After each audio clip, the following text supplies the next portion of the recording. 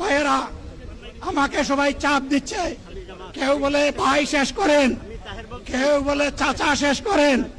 আমি তাদেরকে নিশ্চয়তা দিয়ে বলছি, আমার মৌত আমার আল্লাহ নির্ধারিত সময় থেকে 1 সেকেন্ড আগে হবে না, এবং হায়াত যা দিয়েছেন তার 1 সেকেন্ড আগেও আমি যাব না।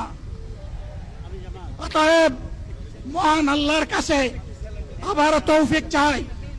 আপনাদের কাছে যে কষ্ট হয়েছে আপনারা, আমি তো এখানে শান্তিতে বসাছিলাম আর চতুর্দিকে শুধু দৃষ্টি বুলাচ্ছিলাম, কি কষ্ট হচ্ছে আমার ভাইদের।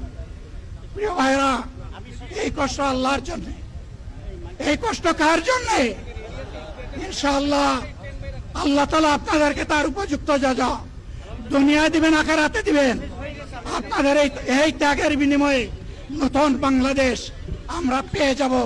আসুন সেই নতুন বাংলাদেশের জন্য একবার স্লোগান দিয়ে শেষ করি, নারায়ে তাকবীর। আসসালামু আলাইকুম ওয়া রাহমাতুল্লাহ।